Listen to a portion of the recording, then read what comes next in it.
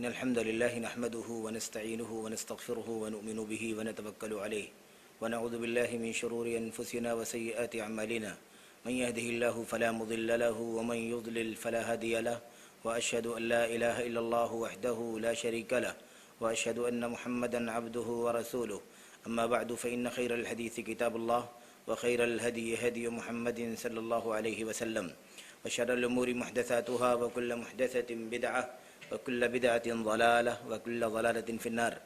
أعوذ بالله من الشيطان الرجيم. بسم الله الرحمن الرحيم. يا أيها الذين آمنوا قوا أنفسكم وأهليكم نارا وقودها الناس والحجارة عليها ملائكة غلاظ شداد لا يعصون الله ما أمرهم ويفعلون ما يؤمرون. وقال عز من قائل وقال النبي صلى الله عليه وسلم كلكم راع وكلكم مسؤول عن رعيته. وقال فيه النبي صلى الله عليه وسلم والمرأة راعية على مال زوجها وولده إلى آخر الحديث. وقال النبي صلى الله عليه وسلم ما من عبد يسترعيه الله رعية يموت يوم يموت وهو غاش لرعيته إلا حرم الله عليه الجنة. رواه الإمام مسلم. معزز محترم علماء کرام، ائمہ مساجد، اس بستی کے علماء، دعات، مجلس میں تشریف فرما ہمارے قابل احترام بزرگوں، قابل احترام ماؤں اور بہنوں، عزیز بچوں، نوجوان دوستوں، یہ اللہ تبارک و تعالیٰ کا بے پایہ فضل ہے، اس کا انعام ہے، اس کا احسان ہے کہ اللہ تبارک و تعالیٰ نے کچھ ایسے افراد کا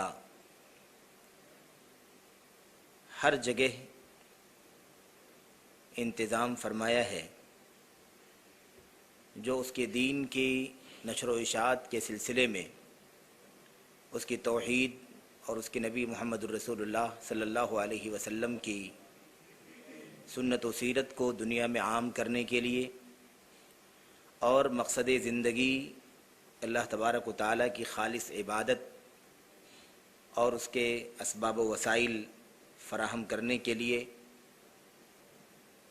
ہر جگہ اللہ کے فضل و کرم سے تیار ہوتے ہیں، اور اللہ تبارک و تعالیٰ کی توفیق سے، اس کی مدد سے بستی بستی میں، قریے قریے میں اللہ تبارک و تعالیٰ کی عبادت اور بندگی کے لیے مساجد اور ایسے ہی مصلے جہاں اللہ کے بندے اللہ تبارک و تعالیٰ کی عبادت کر سکیں، اور توحید باری تعالیٰ کے بعد جو سب سے اونچا عمل ہے جس کو نماز اور صلاۃ کے نام سے ہم جانتے ہیں، اسے اچھی طرح سے انجام دے سکیں، ادا کر سکیں۔ آپ کی اس بستی میں اللہ تبارک و تعالیٰ نے یہ توفیق عطا فرمائی، ہمارے کچھ نوجوان عزیز شباب کو، جنہوں نے اپنے بڑوں کے مشورے سے اور خاص طور سے جمعیت اہل حدیث بمبئی کے امیر اور دیگر اراکین اور ذمہ داروں کی مدد سے، ان کے تعاون سے، ان کے مشوروں سے، اور پھر دنیا بھر میں اللہ کی دین اور اللہ کی نبی صلی اللہ علیہ وسلم کی سنت و سیرت سے اللہ کے گھروں کی تعمیر کے سلسلے میں خالص دینی جذبہ رکھنے والوں کی مدد سے الحمدللہ یہ مسجد آپ کی اس بستی میں الحمدللہ قائم ہو گئی، اور پچھلے کئی سالوں سے یا ایک مدت سے، ایک عرصے سے ہم اور آپ دیکھ رہے ہیں کہ یہاں 5 وقتہ نماز جمعے کے اہتمام کے ساتھ ساتھ ہفتہ واری ماہانہ دروس وغیرہ کا انتظام الحمدللہ کیا گیا ہے، اور ہمارے عزیزوں نے، ہمارے نوجوان دوستوں نے جو اس کے ذمہ داران ہیں، انہوں نے اس میں کوئی کوتاہی نہیں رکھی ہے۔ جیسے بھی انہیں اسباب اور وسائل میسر آتے ہیں، سماج کے ہر طبقے کے لوگوں کے لیے ان کی دینی، عقدی، عملی رہنمائی کے سلسلے میں، ان کی تعلیم و تربیت کے سلسلے میں تمام تر کوششیں صرف کرتے ہیں، جس پر وہ اللہ تبارک و تعالیٰ کی طرف سے انعام کے، اکرام کے مستحق ہیں، اور ہماری طرف سے، آپ حضرات کی طرف سے وہ شکریہ کے مستحق ہیں۔ اللہ سے دعا کریں کہ اللہ تبارک و تعالیٰ ان کے قدم میں استقامت عطا فرمائے اور ان کی مدد فرمائے، اور اس راہ میں جو بھی اسباب اور وسائل انہیں مزید درکار ہیں، اللہ تبارک و تعالیٰ اس کی تکمیل فرمائے، اور اللہ تبارک و تعالیٰ نے جو اس نیک عمل کی پاداش میں، اس کے نتیجے میں جو نیک صلہ اس دنیا میں دینے کا اور آخرت میں دینے کا وعدہ فرمایا ہے، اللہ تبارک و تعالیٰ عطا فرمائے، آمین رب العالمین۔ آج کے اس درس میں جو عنوان منتخب کیا گیا ہے وہ تربیت ہی کے حوالے سے ہے، اور میں سمجھتا ہوں کہ آپ حضرات بھی سرپرست ہیں بچوں کے، خواہ وہ یہاں پڑھ رہے ہوں، زیر تعلیم ہوں یا نہ ہوں، لیکن ہر حال میں کہیں نہ کہیں سرپرستی آپ کی موجود ہے۔ آپ کے ماتحت بچے ہیں، چھوٹے ہیں، بڑے ہیں، جن کے ہم اور آپ سب ذمہ دار ہیں۔ میرے بھائیوں، میرے بزرگوں، تربیت کے حوالے سے بہت زیادہ باتیں ہوتی ہیں، ہو رہی ہیں، اور حقیقت یہ ہے کہ ہونی چاہیے، کیونکہ اس دنیا میں جو اس وقت خاص طور سے فساد اور ایسے ہی فتنے، مسائل، پیچیدگیاں، انحرافات جو کچھ بھی دیکھنے اور سننے میں آتے ہیں، وہ اگر دیکھا جائے تو صحیح تربیت نہ ہونے کا نتیجہ ہے۔ صحیح تعلیم اور صحیح تربیت جس طرح سے اللہ تبارک و تعالیٰ کی کتاب میں اور نبی کریم صلی اللہ علیہ وسلم کی سنت میں مطلوب ہے، اس انداز میں تعلیم و تربیت نہ ہونے کی وجہ سے، نہ کر پانے کی وجہ سے ہی وہ ساری چیزیں انجام پا رہی ہیں۔ میں انشاءاللہ تبارک و تعالیٰ، چونکہ یہ ایک درس ہے، انشاءاللہ تبارک و تعالیٰ محض افہام اور تفہیم کے انداز میں کچھ باتیں اپنے آپ کو اور آپ حضرات کو عرض کرنا چاہوں گا۔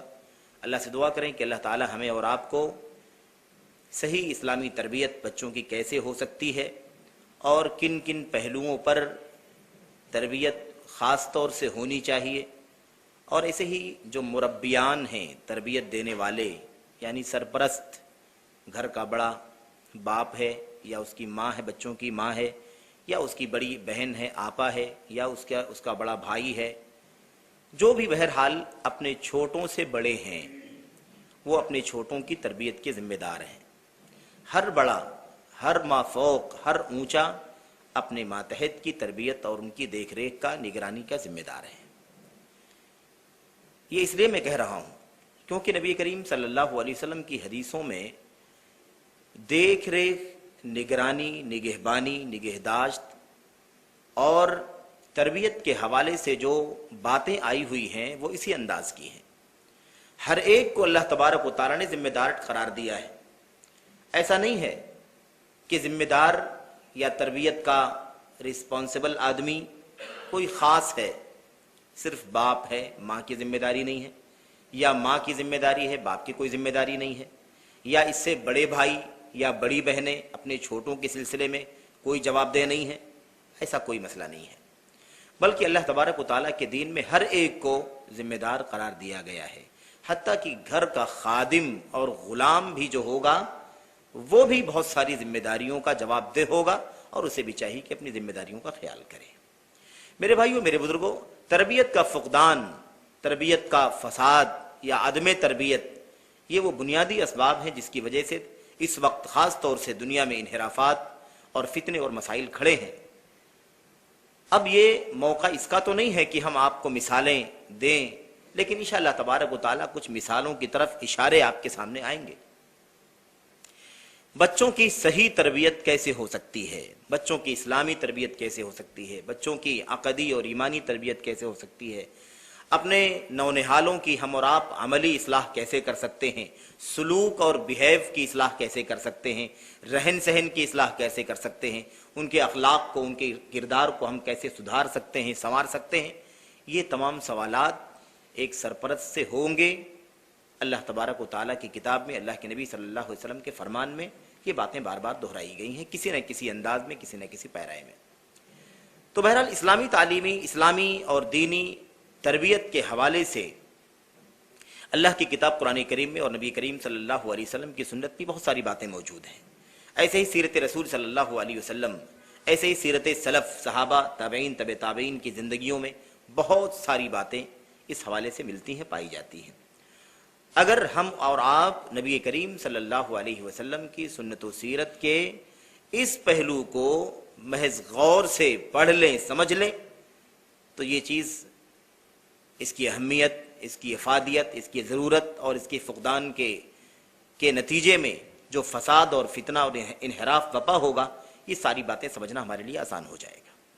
قرآن کریم میں اللہ تبارک و تعالیٰ نے ارشاد فرمایا یا ایھا الذین آمنوا قوا انفسکم واہلیکم نارا، اے ایمان والو اپنے آپ کو اور اپنے اہل کو، اپنے اہل و عیال کو، اپنی بیوی کو، اپنے بال بچوں کو، قوا انفسکم، قوا بچاؤ، کس سے؟ نارا، جہنم سے۔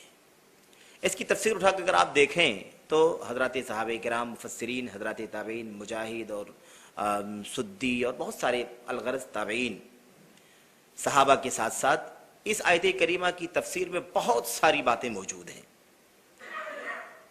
کوئی ایمانی پہلو کو ترجیح دے رہا ہے، کوئی عمل اور سلوک کے پہلو کو ترجیح دے رہا ہے، کوئی اخلاق کے پہلو کو ترجیح دے رہا ہے۔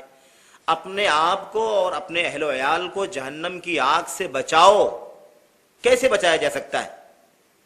جہنم سے بچاؤ یعنی اب اس کی تفسیر میں علماء کہتے ہیں، صحابہ اور تابعین کی تفسیروں میں یہ باتیں موجود ہیں کہ کوئی کہتا ہے کہ صحیح ایمان والا بنا کر کے جہنم سے بچاؤ، کوئی کہتا ہے صحیح اخلاق والا بنا کر کے اپنے آپ کو اور اپنے اہل ویال کو جہنم سے بچاؤ، کوئی کہتا ہے کہ اطاعت رسول کا خوگر بنا کر کے اپنے آپ کو اور اہل ویال کو جہنم سے بچاؤ۔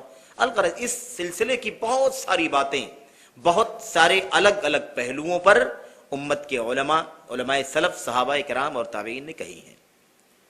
آپ اسے دیکھ سکتے ہیں، پڑھ سکتے ہیں۔ دیکھیں اللہ تبارک و تعالیٰ نے فرمایا اپنے آپ کو اور اہل و عیال کو، اپنے اہل و عیال کو جہنم کی آگ سے بچاؤ۔ وقودها الناس والحجارہ، اس جہنم کی ہولناکی اور اس کی خطرناکی کی طرف اشارہ کیا گیا۔ اللہ نے فرمایا وقودها الناس والحجارہ۔ وقود کسے کہتے ہیں؟ ایندھن کو کہا جاتا ہے جس سے آگ جلائی جاتی ہے، تپائی جاتی ہے۔ آج کل ایندھن کی بہت ساری شکلیں آ گئی الحمدللہ، کسی زمانے میں لکڑی اور وغیرہ وغیرہ ہی ہوا کرتے تھے، لیکن آج اللہ کے فضل و کرم سے اللہ نے بہت سارے اسباب بنا دیے ہیں جس سے آگ روشن کی جا سکتی ہے۔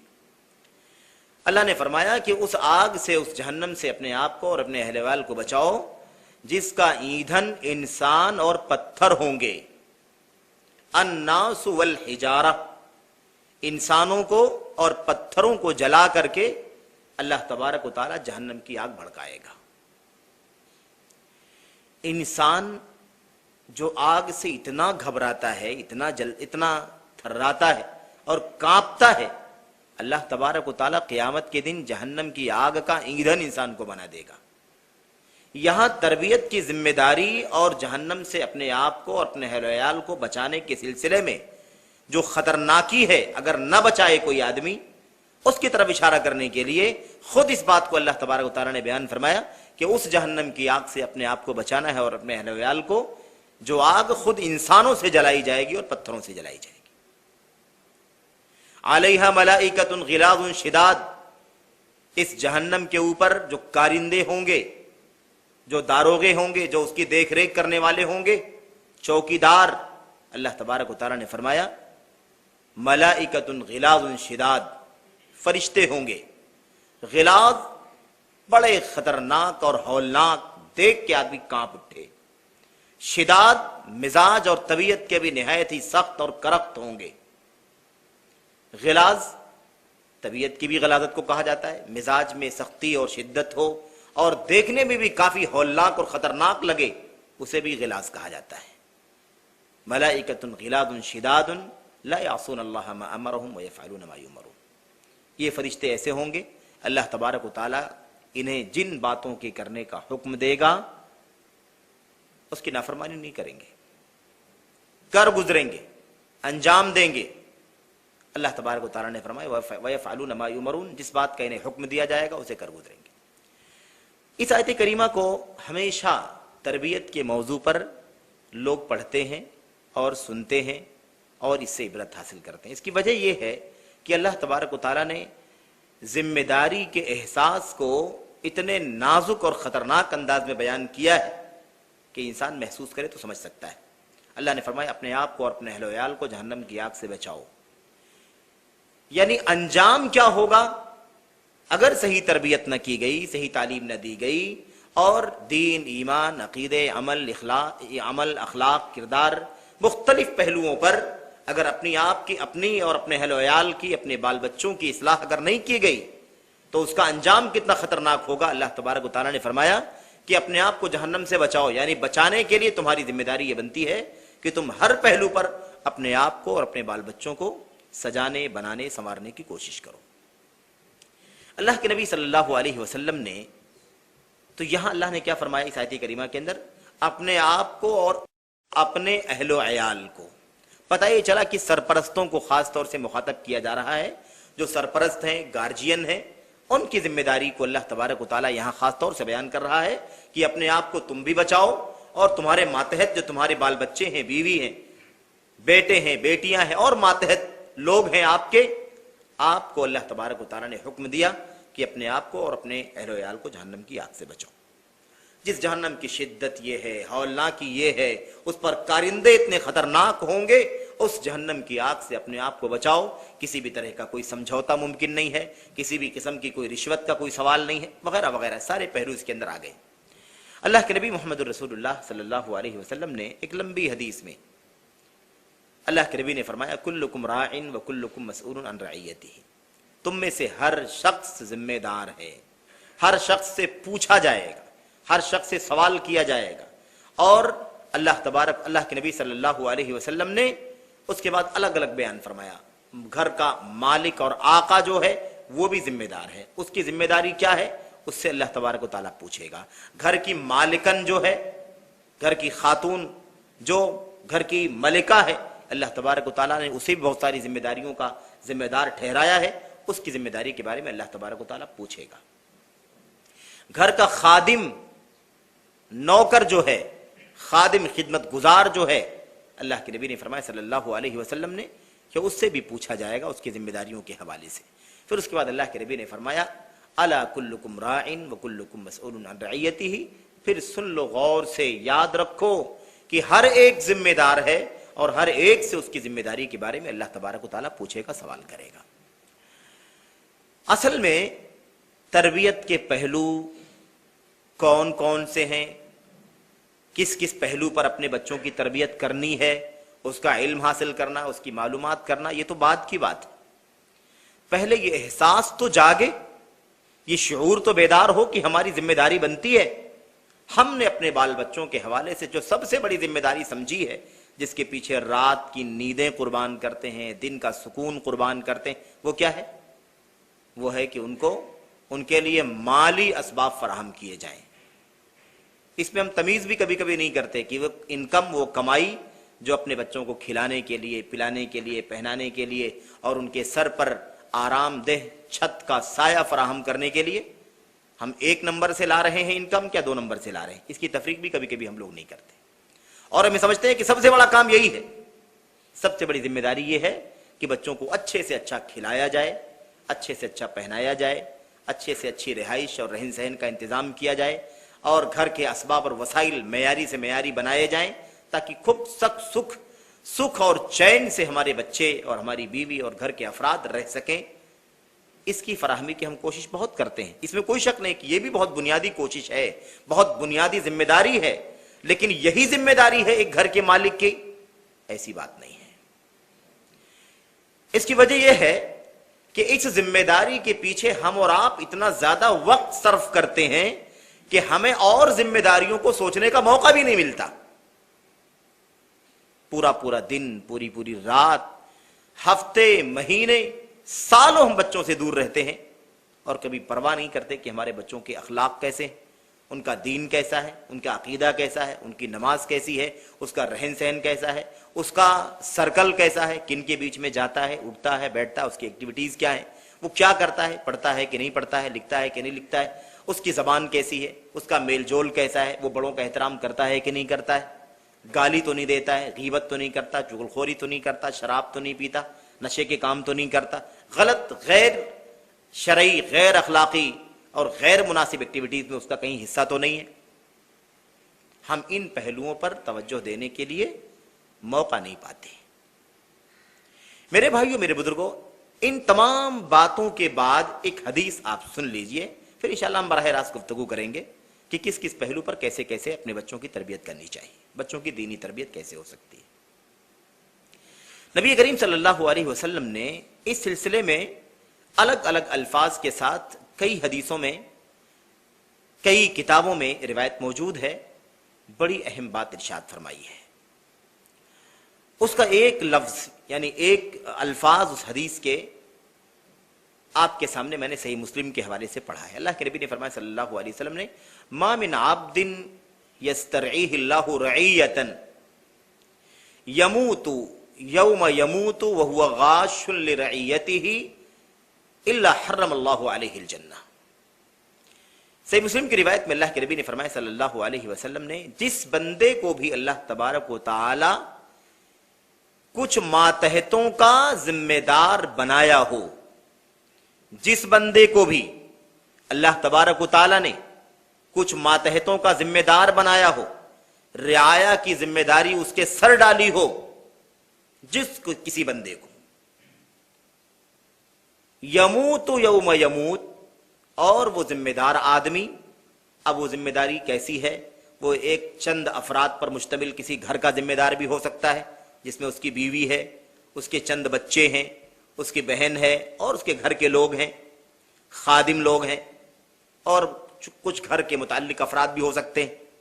یا وہ کسی ٹرسٹ کا، کسی سوسائٹی کا ذمہ دار ہے، کسی اسکول کا، کسی مدرسے کا، کسی انسٹیٹیوٹ کا ذمہ دار ہے، کسی بڑی سوسائٹی کا ذمہ دار ہے، کسی ادارے کا ذمہ دار ہے، کسی صوبے کا گورنر ہے اور عامل ہے، کسی ملک کا نگراں ہے، کسی ملک کا وہ صدر ہے، یا آج کل کے جو مناصب چلتے ہیں اس میں سے کوئی نام آپ لے سکتے ہیں.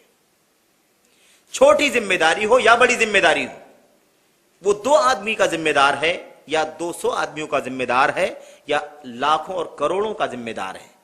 اللہ کے نبی نے عام بات فرمائی ہے، ما من عبد یسترعیہ اللہ رعیۃ، جس بندے کو بھی اللہ تبارک و تعالی کسی رعیت کا، کسی ماتحت کا ذمہ دار بنایا ہو، اگر اس ذمہ دار کی موت ہو جائے، اور جس وقت اس کی موت ہو وہ موت اس حالت میں ہو رہی ہو کہ اس نے اپنے ذمہ داروں کے تحت اپنی ذمہ داری ادا نہیں کی ہے، بلکہ ان کی ذمہ داری میں خیانت برتی ہے، الا حرم اللہ علیہ الجنہ، ایسے شخص پر اللہ تبارک و تعالی جنت حرام کر دے گا. اتنی خطرناک وعید نبی کریم صلی اللہ علیہ وسلم نے ارشاد فرمائی کہ اپنی ذمہ داری ایک بندہ نہ نبھائے، چھوٹی ذمہ داری ہو یا بڑی ذمہ داری ہو، اگر انجام نہ دے، نہ نبھائے، کوتاہی کرے، خیانت کرے، اللہ کے نبی نے استعمال فرمایا لفظ وہ غاش، غش کرنے والا، دھوکہ دینے والا ہو. یہ بچے محتاج ہیں ہماری تربیت کے، دینی تربیت، ایمانی تربیت، عقدی تربیت، عملی تربیت، اخلاقی تربیت، کردار کی، سلوک کی تربیت، ان ہر پہلو پر تربیت کرنے کے سلسلے میں یہ ہمارے بچے ہمارے محتاج ہیں، اپنے باپ کے، اپنی ماں کے، اپنے بڑے بھائی کے، اپنی بڑی بہن کے محتاج ہیں کہ ان کی تربیت کی جائے. اگر ہم نے اس میں کوتاہی برتی تو اس کا مطلب یہ ہوگا کہ ہم نے جو ذمہ داری اللہ کی طرف سے ہمیں ملی تھی، ہم نے اس ذمہ داری میں خیانت کیا اور دھوکہ دیا ان ماتحتوں کو جو ہم سے ہماری ماتحتی میں تھے، اور ہماری ذمہ داری بنتی تھی کہ ہم ان کی صحیح تربیت کریں تاکہ مستقبل میں یہ اپنی زندگی کو اچھے سے اچھی طرح سے گزار سکیں. اللہ کے نبی نے فرمایا اگر خیانت کی، الا حرم اللہ علیہ الجنہ، ایسے شخص پر اللہ تبارک و تعالی جنت حرام کر دے گا.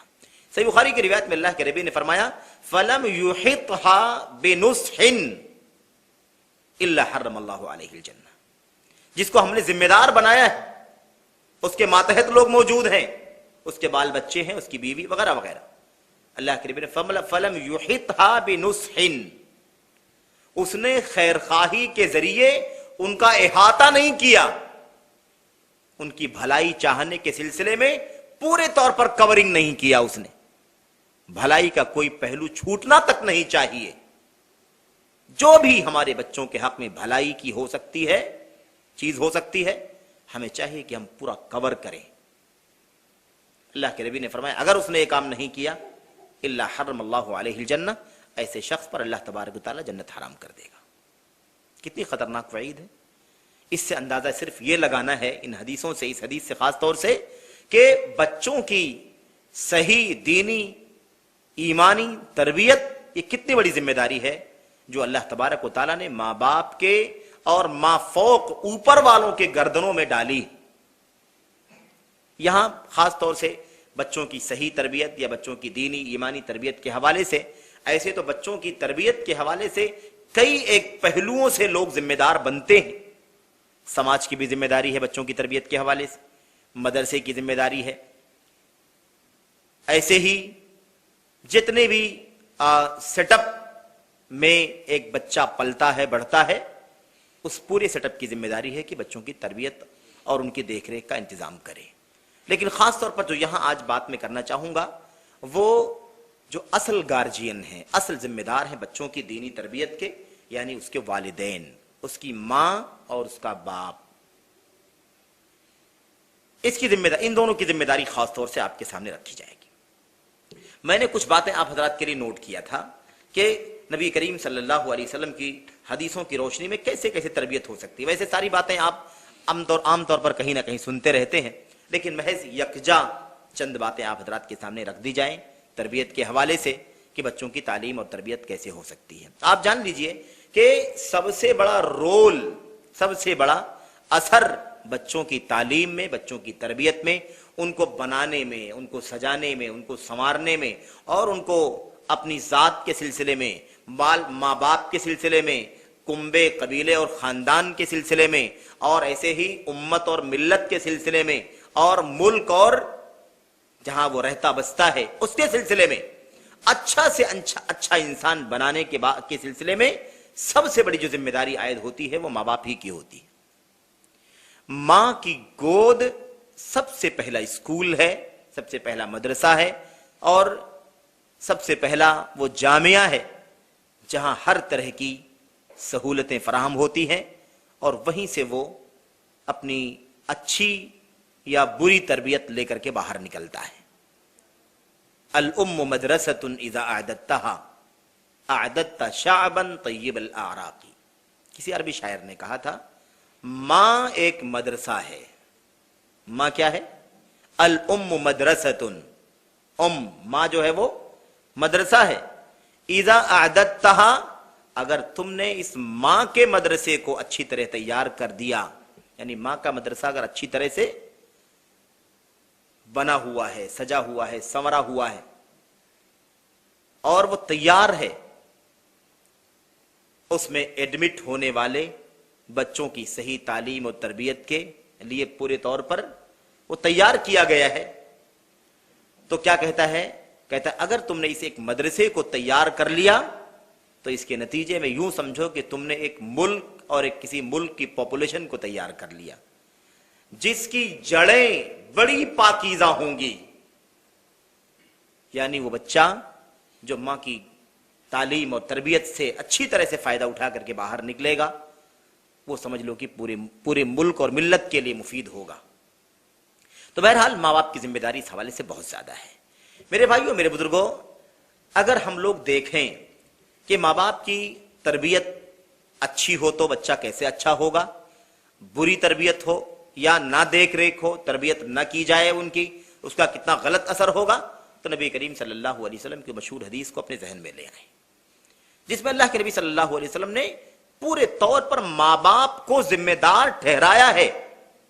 بلکہ حدیث کا جو سیاق ہے، حدیث کا جو بیک گراؤنڈ ہے، اس سے یہ پتا چلتا ہے کہ اصل میں اللہ تبارک و تعالیٰ نے بچوں کو بنا کے بھیجا ہے، بگاڑنے کا کردار ماں باپ ادا کرتے ہیں. اللہ کے نبی نے کیا فرمایا؟ کل مولود یولد علی الفطرہ فابواہ یہودانہ او ینصرانہ او یمجسانہ کما تنتج البہیمۃ بہیمۃ جمعا هل ترون فيها من جدعا وتلا قول الله تعالى فطرة الله التي فطر الناس عليها لا تبديل لخلق الله ذلك الدين القيم الى آخر الآیہ. صحیح بخاری کی روایت میں اللہ کے نبی نے فرمایا ہر بچہ فطرت پر پیدا ہوتا ہے، نیچر پر پیدا ہوتا ہے، یعنی فطری طور پر وہ صحیح عقیدے پر، صحیح سوچ پر، اللہ کی توحید پر، ایمان پر، صحیح جو عقیدہ ربوبیت ہے، صحیح جو عقیدہ الوہیت ہے، اس پر بچہ پیدا ہوتا ہے. پھر اس کے ماں باپ کا رول آگے آتا ہے، اسے چینج کرتا ہے. اگر اس کے ماں باپ یہودی ہوتے ہیں تو بچے کو یہودی بنا دیتے ہیں، اس کے ماں باپ اگر مجوسی ہوتے ہیں آگ کی پوجا کرنے والے تو بچے کو آگ کی پوجا کرنے والا بنا دیتے ہیں، اس کے ماں باپ اگر کرسچن ہوتے ہیں مسیحی ہوتے ہیں تو بچے کو کرسچن بنا دیتے ہیں۔ اللہ کے نبی نے فرمایا صلی اللہ علیہ وسلم نے بالکل ایسے ہی سمجھو جیسے ایک جانور کا بچہ، چوپائے کا بچہ جب جنم لیتا ہے دنیا میں آنکھیں کھولتا ہے، اگر وہ کوئی عیب دار ہے تو اس کی بات نہیں کی جا رہی، صحیح سالم جانور جو پیدا ہوتا ہے، اس کا کان نہیں کٹا ہوا ہے، اس کے بال نہیں کاٹے گئے ہیں، اس کے ساتھ کوئی مسئلہ نہیں ہے، اس کے ساتھ اس انداز کا کوئی معاملہ نہیں ہے، اللہ کے نبی نے فرمایا صلی اللہ علیہ وسلم نے جیسے جانور کا بچہ جب پیدا ہوتا ہے تو جمعہ کمپلیٹ پیدا ہوتا ہے، اس کے اعضاء، اس کے جوارح سب کمپلیٹ ہوتے ہیں، کوئی معاملہ نہیں ہوتا، اس کا کان نہیں کٹا ہوتا، اس کے بال نہیں کٹے ہوتے، ایسا کوئی معاملہ نہیں ہوتا۔ پھر اس کے بعد اس کے ماں باپ جو ہوتے ہیں، اس کا مالک جو ہوتا ہے وہ نشان لگانے کے لیے اس کا کان کاٹ دیتا ہے، کان پھاڑ دیتا ہے، کان میں سوراخ کر دیتا ہے اور مختلف انداز کی تبدیلیاں پیدا کر دیتا ہے۔ یہی مثال ہے ماں باپ کی تربیت کے حوالے سے ذمہ داری کی، میرے بھائیوں، میرے بزرگوں۔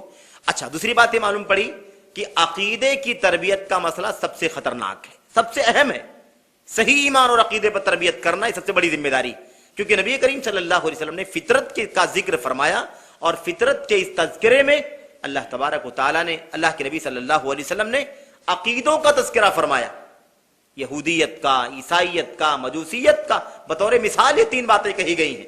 ورنہ آج بہت سارے ادیان ہیں، بہت سارے ازم ہیں، بہت سارے دھرم ہیں دنیا کے اندر، لیکن چونکہ نبی کریم صلی اللہ علیہ وسلم کے دور میں، آپ کے وقت میں یہی ادیان، یہی نظریات پائے جاتے تھے، اس لیے اللہ کے نبی نے انہی تین باتوں کا نام لیا، انہی تین عقیدوں کا، انہی تین ازموں کا، دھرموں کا نام لیا نبی کریم صلی اللہ علیہ وسلم۔ تو خیر، ایمان و عقیدے کی تربیت سب سے اہم ہے اور بنیادی ہے۔ تو میں یہ کہہ رہا تھا کہ دراصل بچوں کی تعلیم اور تربیت کے سلسلے میں جو سب سے بنیادی کام ہے وہ اس کی ایمانی اور عقدی تربیت کا کام ہے، انشاءاللہ وہ بات آگے آ رہی ہے۔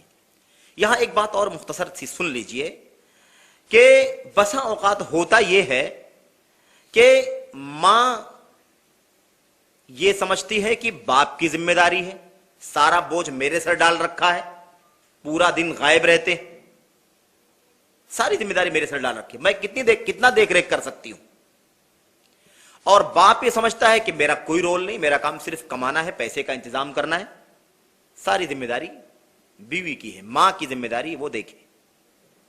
دراصل دونوں غلط ہیں، صحیح بات یہ ہے کہ دونوں کی ذمہ داری ہے، باپ کی بھی ذمہ داری ہے اور ماں کی بھی ذمہ داری ہے، لیکن ماں کی ذمہ داری بہرحال باپ کی بنسبت زیادہ ہے بچوں کی تربیت کے سلسلے میں، کیونکہ ماں سب سے زیادہ قریب رہتی ہے، یا باپ کے بنسبت بچوں سے زیادہ قریب رہتی ہے، بچے اس سے زیادہ قریب رہتے ہیں، اور وہ گھر کی ملکہ ہے، گھر کے حالات ہمیشہ دیکھتی ہے، بچوں کی نگہداشت اس کی ذمہ داری ہے، بچوں کے تصرفات، بچوں کی حرکت، بچوں کا عمل، ان کا کردار، ان کا آنا جانا، اٹھنا بیٹھنا، ان کا کھانا پینا، یہ ساری چیزیں ماں کے قریب زیادہ ہوا کرتی ہیں، جبکہ باپ بہرحال اس کے سر پر اپنے بچوں کی دیکھ ریکھ، ان کے کھانے، کپڑے اور گھر کا انتظام کرنا اس کے سر بہت بڑی ذمہ داری ہے، اس لیے بڑی ذمہ داری بہرحال ماں کی ہوتی ہے۔ نبی کریم صلی اللہ علیہ وسلم کے پاس ایک عورت آئی تھی نا، ایک خاتون، بہت بڑی فضیلت کا کام ہے یہ۔ ایک ماں اگر اپنے بچوں کی تربیت کی ذمہ داری اچھی طرح نبھائے تو اللہ تبارک و تعالیٰ کے یہاں اس کی بڑی فضیلت، بڑا اجر ہے اس کے لیے، اس لیے برڈن سمجھ کر کے، مصیبت سمجھ کر کے اور ایک بوجھ سمجھ کر کے اپنے بچوں کی تربیت کو نہ کرو، تربیت بھی کرنی ہے اور اسے ایک اجر کا، ثواب کا، نیکی کا کام سمجھ کر کے کرنا ہے، جو ماں باپ کی ذمہ داری ہے، خاص طور سے ماں کی ذمہ داری۔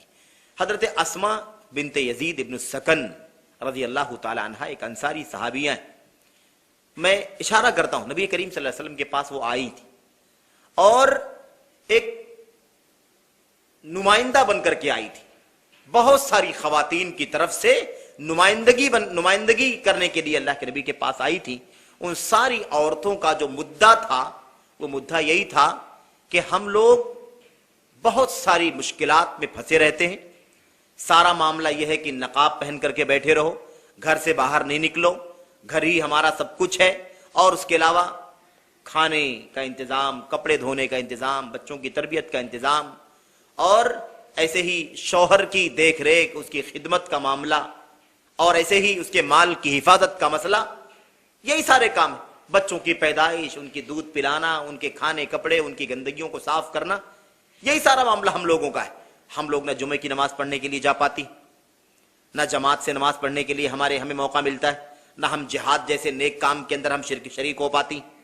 یہ ساری فضیلت کے کام جو ہے مردوں کے حق میں آتے ہیں، ہم ان کاموں کے اندر مشغول رہا کرتی ہیں، ہمیں اس کا کیا صلہ ملے گا؟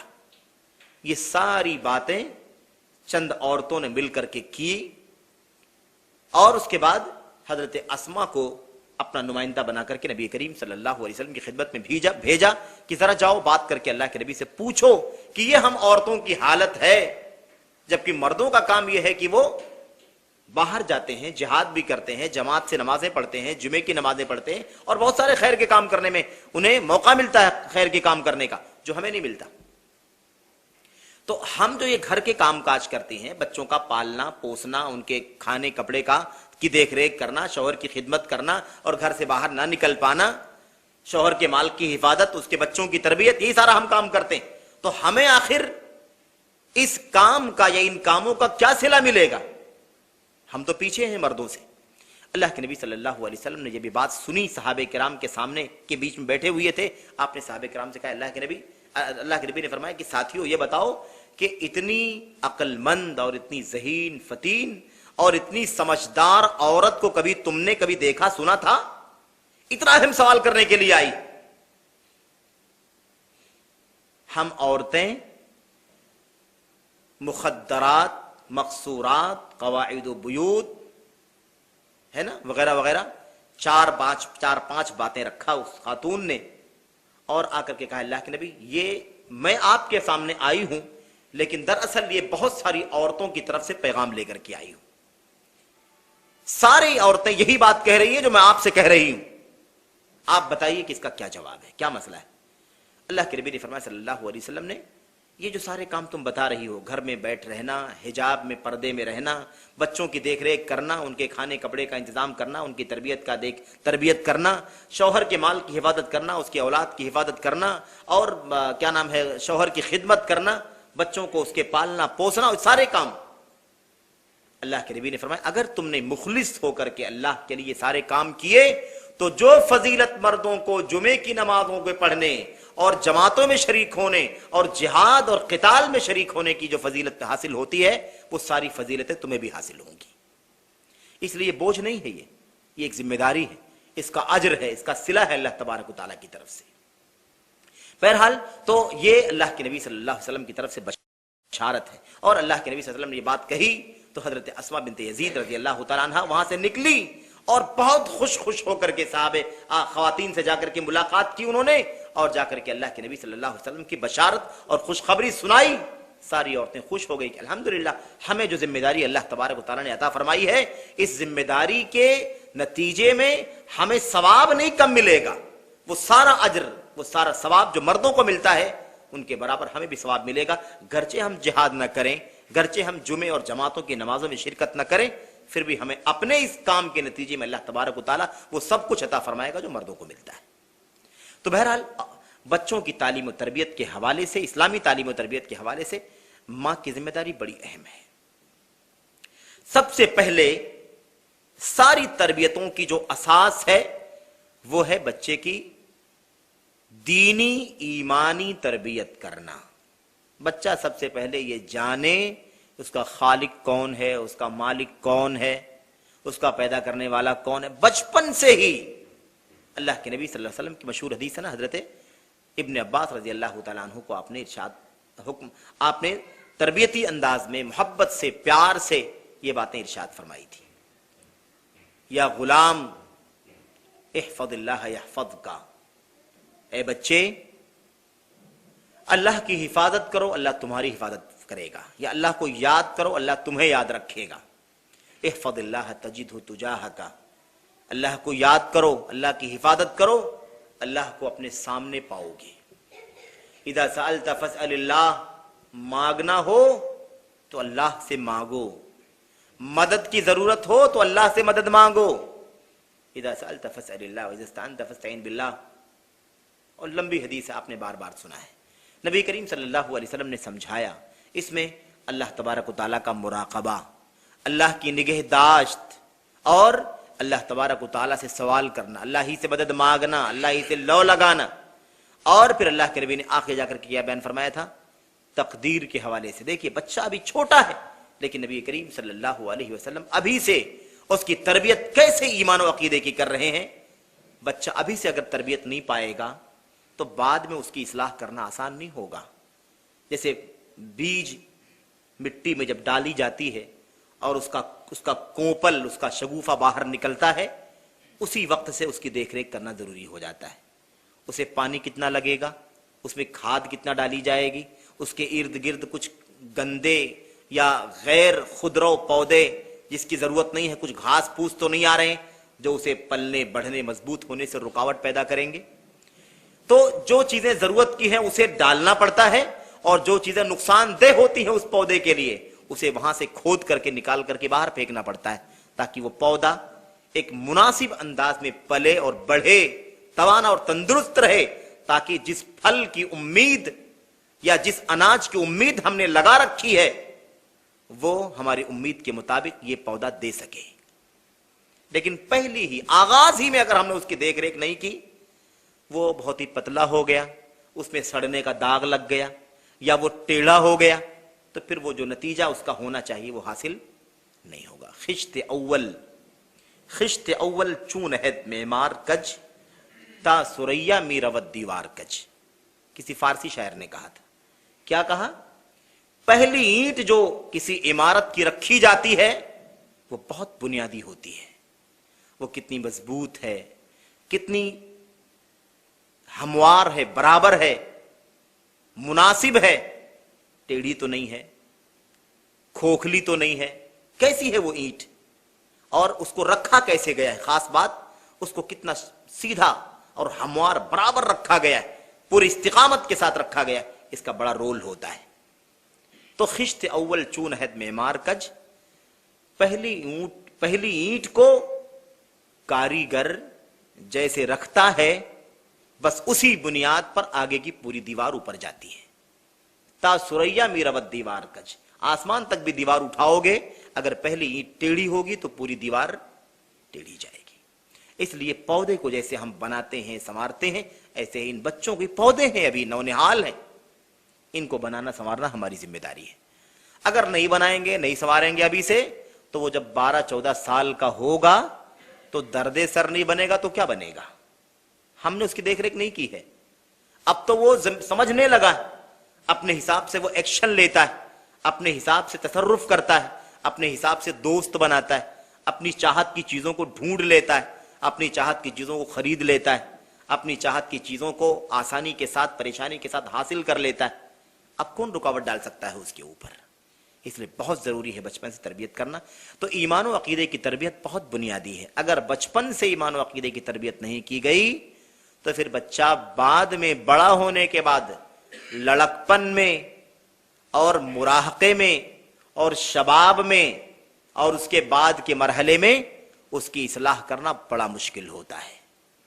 پھر تو حوالے چلتے ہیں نا، ہم نے اپنے ابا کو ایسے ہی کرتے ہوئے دیکھا، ہمارے بابا ایسے ہی کیا کرتے تھے، ہماری دادی یہ کہانیاں سنایا کرتی تھیں۔ ایسا تو ہو ہی نہیں سکتا ہے کہ غلط ہو، ہم نے ایسے ہی سنا ہے، ایسے ہی ہم نے دیکھا ہے، ایسے میں بتایا گیا ہے، ہم نے اس کی سوا تو کچھ سنا نہیں کبھی۔ بڑا خطرناک مسئلہ، اس لیے ضروری ہے کہ ہم کیا کریں، بچوں کی پہلے دینی ایمانی عقدی تربیت کریں، بچپن سے ہی اس کو صحیح ایمان و عقیدے کا خوگر بنائیں، اس کے دل میں اللہ کی محبت بٹھائیں۔ اللہ کے نبی صلی اللہ علیہ وسلم کے صحابہ کی محبت بھی صحابہ کرام خود اپنے بچوں کے دلوں میں بٹھایا کرتے تھے۔ ایمان کا حصہ ہے نا، صحابہ سے محبت ایمان کا حصہ ہے۔ اس لیے بہرحال ایمان و عقیدے کی تربیت بہت ضروری ہے۔ اچھا، ایمان و عقیدے کے بعد وہی ترتیب جو اللہ کے دین کی ترتیب ہے، وہی ترتیب تربیت میں اہمیت کے حساب سے رہے گی۔ عقیدہ سب سے اونچا ہے، پھر عبادات کا مرحلہ آتا ہے، پھر اخلاق و کردار کا معاملہ آتا ہے، پھر سلوک کا اور رہن سہن کا، معاملات کا معاملہ آتا ہے۔ اسی ترتیب سے ہمیں ایسا نہیں کہ مطلب وہ کرنا ہے یہ نہیں کرنا ہے، لیکن اہمیت اسی کو دینی ہے۔ ایمان و عقیدے کی اہمیت بہت زیادہ ہے، عبادت کی اہمیت ہے، پھر اس کے بعد پھر اخلاق و کردار کی باتیں آتی ہیں۔ ایسا نہیں ہونا چاہیے کہ انسان بقیہ چیزوں کی طرف توجہ دے لیکن اس کی عبادت کی کوئی پرواہ نہ ہو۔ آج لوگ بچوں کو توانا اور تندرست رکھنے کے لیے اس کے لیے اچھی غذا فراہم کرتے ہیں اور اسے مختلف انداز کی ایکسرسائز اور ورزشوں کا انتظام بھی کرتے ہیں اس کے لیے۔ ٹھیک ہے، اچھی بات، مطلوب ہے وہ، لیکن اس کا درجہ بعد میں آتا ہے۔ اس کا عقیدہ آپ نے نہیں سنوارا، اسے آپ نے یہ نہیں دیکھا کہ وہ بچہ نماز کے لیے جاتا ہے کہ نہیں جاتا ہے، اٹھتا ہے کہ نہیں اٹھتا ہے آپ کے ساتھ میں۔ اب یہاں مسئلہ یہ آئے گا کہ ماں باپ اٹھتے ہیں کہ نہیں اٹھتے ہیں نماز کے لیے، وہ آ رہی بات آگے، وہ نقطہ میرے سامنے بھی یہاں پر موجود ہے۔ کچھ رہنمائیاں، کچھ ہدایتیں گارجینز کے لیے، تربیت دینے والے بچوں کی اسلامی تربیت کیسے ہو، تربیت دہندگان کی کے لیے کچھ ہدایتیں ہیں جن کا پاس و لحاظ کرنا ضروری ہے، ورنہ تربیت نہیں ہو سکتی ہے۔ خیر، تو ایمان و عقیدے کے بعد باری کس کی آتی ہے؟ عبادات کی۔ آئیے نبی کریم صلی اللہ علیہ وسلم کی سنت میں ہم دیکھیں کہ کیسے نبی کریم صلی اللہ علیہ وسلم چھوٹے چھوٹے بچوں کو، صحابہ کرام کے چھوٹے چھوٹے بچوں کو، جو صغار صحابہ ہیں، جو اولاد صحابہ ہیں، اطفال صحابہ ہیں، ان چھوٹے چھوٹے بچوں کی تربیت کیسے کیا کرتے تھے۔ صفائی ستھرائی، وضو، طہارت سے لے کر کے نماز، روزے، قرآن کی تلاوت، تمام پہلوؤں پر نبی کریم صلی اللہ علیہ وسلم نے اور آپ کے صحابہ نے بچوں کی تربیت کی ہے۔ اسی ٹریک پر رہ کر کے ہمیں بھی اپنے بچوں کی تربیت کرنی چاہیے۔ آپ نے دیکھا ابن عباس کو اللہ کے نبی نے کیسے سمجھایا؟ یا غلام، اے بچے، احفظ اللہ یحفظک، دیکھو اللہ کو یاد کرو، تم کو اللہ یاد کرے گا۔ اب بچے کے ذہن میں یہ بات اگر پہلے ہی مرتبہ بیٹھ گئی تو بعد میں پھر وہ کبھی نہیں سوچے گا اس مصیبت میں پھنسا ہوں تو مجھے کس سے مدد مانگنا چاہیے، مجھے کون بچائے گا، میری مصیبت میں کون کام آئے گا، اس کے ذہن میں کبھی ایسی بات پیدا نہیں ہوگی۔ اس لیے یہ بچپن سے کام ہونا چاہیے۔ وضو، طہارت، ایسے ہی نماز، ایسے ہی روزے، تلاوت قرآن کریم، ان تمام پہلوؤں پر اللہ کے نبی صلی اللہ علیہ وسلم کی سیرت اور آپ کا اسوہ موجود ہے۔ آپ صلی اللہ علیہ وسلم صحابہ کرام کو کیسے، بچوں کو کیسے تربیت دیا کرتے تھے۔ طہارت کے حوالے سے آپ جانتے ہیں کہ حضرت عبداللہ بن عباس رضی اللہ تعالیٰ عنہ، حضرت عبداللہ بن مسعود رضی اللہ تعالیٰ عنہ، حضرت عبداللہ بن عمر رضی اللہ تعالیٰ عنہ، کتنی روایتوں کے راوی ہیں جنہوں نے نبی کریم صلی اللہ علیہ وسلم کے وضو کے طریقے کو دیکھا اور اسے ایز اٹ از بیان کیا کہ میں نے نبی کریم صلی اللہ علیہ وسلم کو دیکھا کہ آپ وضو ایسے کیا کرتے تھے، آپ ایسے دھویا کرتے، اتنی بار ہاتھ کو، اتنی بار پیروں کو، اتنی بار چہرے کو، آپ مسح کیسے کیا کرتے۔ وضو کا پورا طریقہ نبی کریم صلی اللہ علیہ وسلم کا صحابہ نے، بچوں نے، چھوٹے چھوٹے صحابہ کرام نے، جن کو صغار صحابہ کہا جاتا ہے، ابن عباس وغیرہ جیسے صحابہ کرام، ابن عمر رضی اللہ تعالیٰ عنہ جیسے صحابہ کرام، اور دیگر اور جو ان کے چھوٹے بچے تھے، سالم تھے، صالح تھے، اور دیگر صحابہ کرام کے نام بچوں کے آتے ہیں۔ حضرات صحابہ کرام کے جو بچے تھے، ان کی جو اولاد نبی کریم صلی اللہ علیہ وسلم کے بیچ میں رہا کرتی تھی، ان کو اللہ کے نبی سمجھاتے تھے۔ نماز کے بارے میں مشہور روایتیں موجود ہیں۔ نبی کریم صلی اللہ علیہ وسلم نے حکم دیا سرپرستوں کو 7 ہی سال کی عمر سے بچوں کو کیا کیا کرو؟ نماز کا حکم دیا کرو، نماز کا حکم دیا کرو 7 سال کی عمر میں۔ مرو اولادکم بالصلاۃ وہم ابناء 7، اپنے بچوں کو نماز کا حکم دو جب وہ 7 سال کی عمر میں رہیں، 7 سال کی عمر سے۔ جبکہ نماز اور دیگر اسلامی احکام کب لاگو ہوتے ہیں؟ 15 سال کی عمر میں، بالکل بیچ والی عمر۔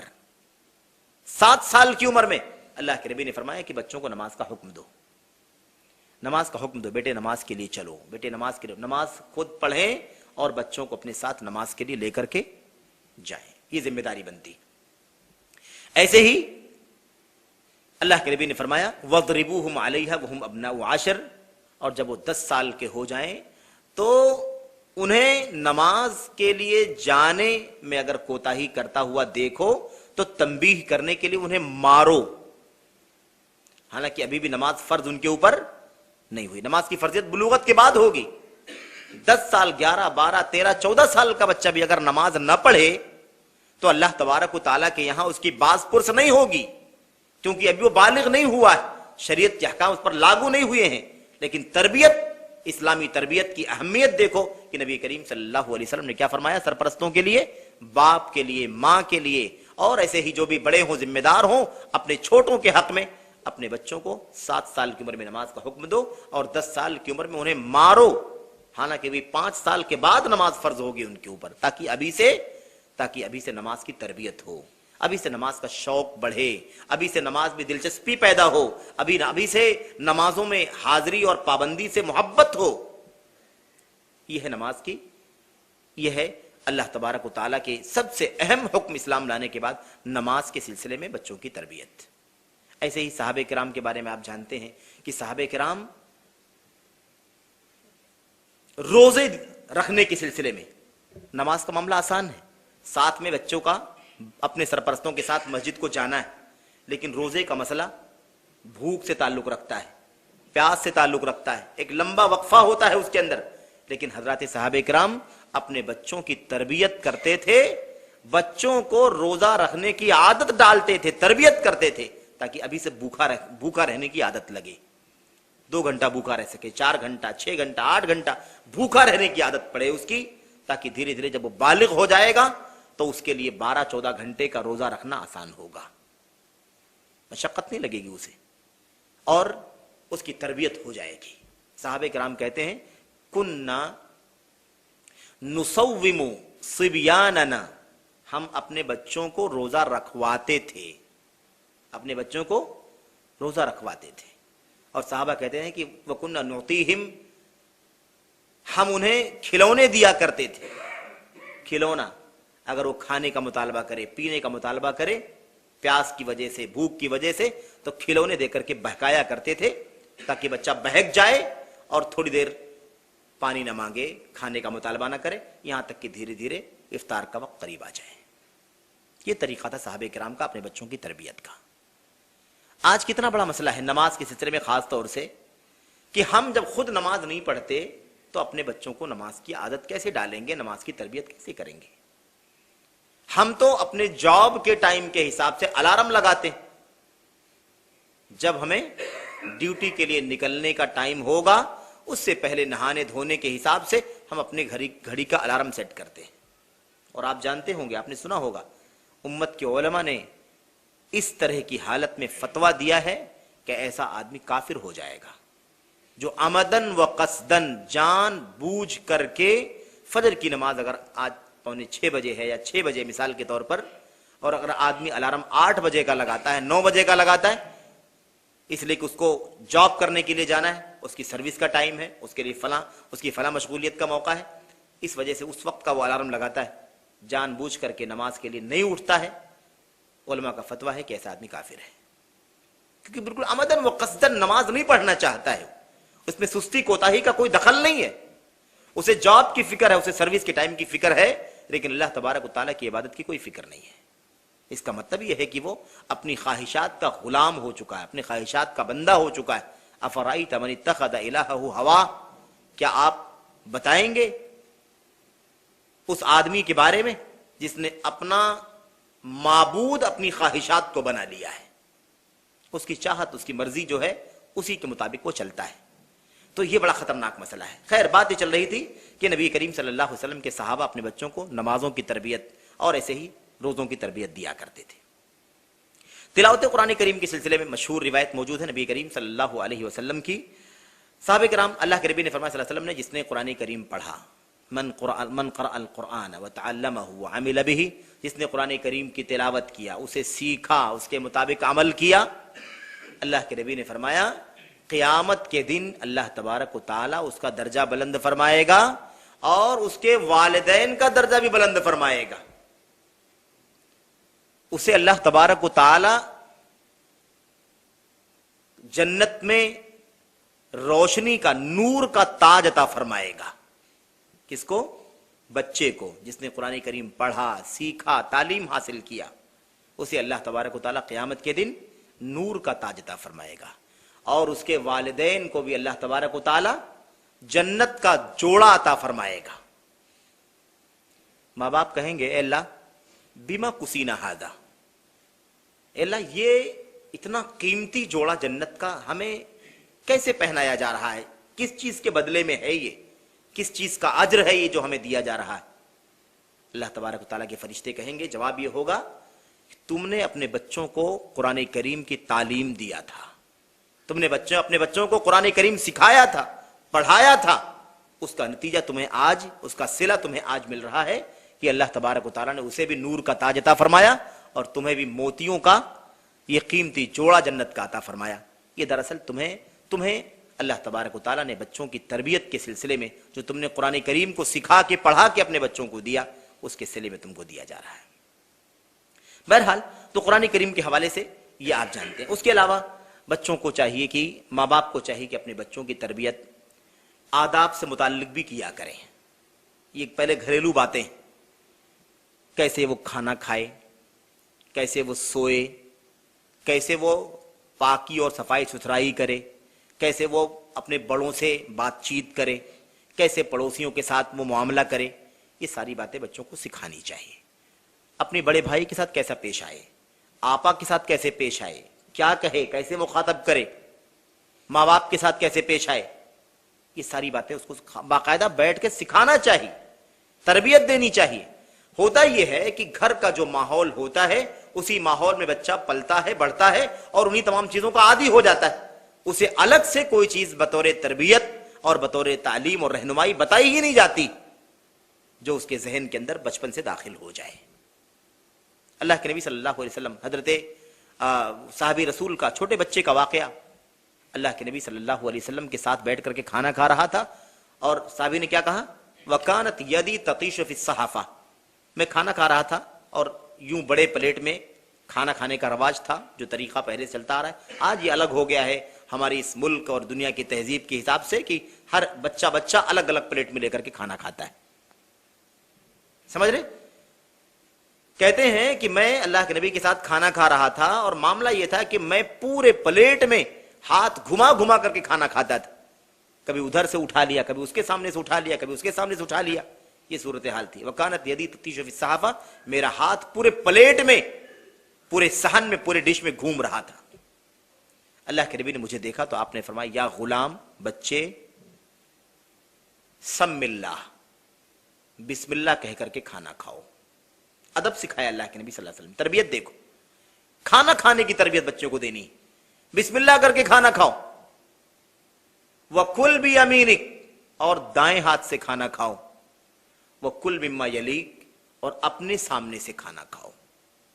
اس کے سامنے سے، اس کے سامنے سے، اس کے سامنے سے نہیں، بلکہ اپنے سامنے سے کھانا کھاؤ. اللہ کے نبی نے 3 آداب سکھائے، بسم اللہ کر کے کھانا کھاؤ، دائیں ہاتھ سے کھاؤ، اور آپ نے فرمایا کہ اپنے سامنے سے کھاؤ.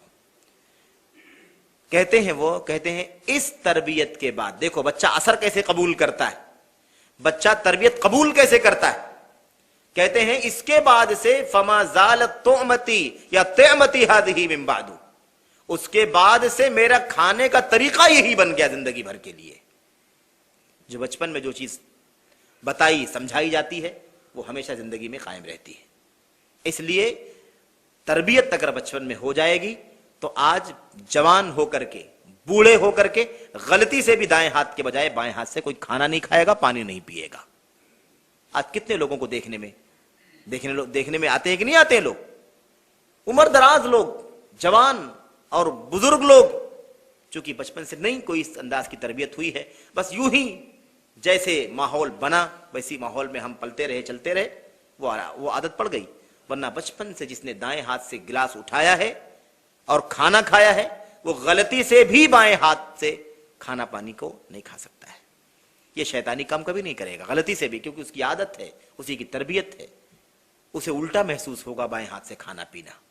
میرے بھائی، تو اللہ کے نبی صلی اللہ علیہ وسلم نے ایسے ہی سونے کے آداب کیا ہیں، سونے کی دعائیں سکھائی جائیں، جلدی سونے کا طریقہ سکھایا جائے تاکہ جلدی فجر کی نماز میں اٹھ سکے.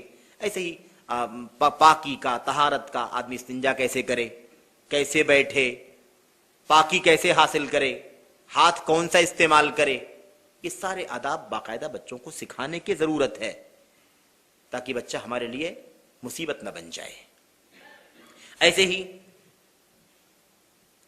आदाब के बाद आजकल बच्चों की तरबियत के हवाले से जो अहम बात है इस दौर के हिसाब से, वो है बच्चों को इस वक्त की सबसे बड़ी मुसीबत जो मीडिया की मुसीबत है उससे बच्चों को बाज रखना, निगहदाश्त रखना।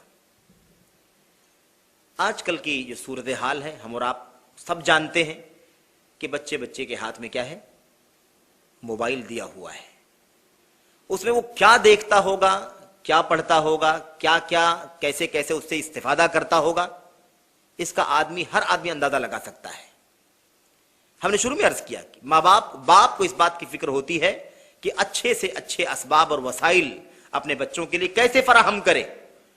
इसलिए लोग लाड में, प्यार में, मोहब्बत में महंगे महंगे मोबाइल और डिवाइसेस ला करके अपने बच्चों के हाथ में दे देते हैं, इसलिए कि हमारा बच्चा दूसरों के हाथों में देखता है, सुबकी महसूस करता होगा, शर्म महसूस करता होगा, कमतरी महसूस करता होगा, इसलिए उसके हाथ में भी अच्छा मोबाइल होना चाहिए।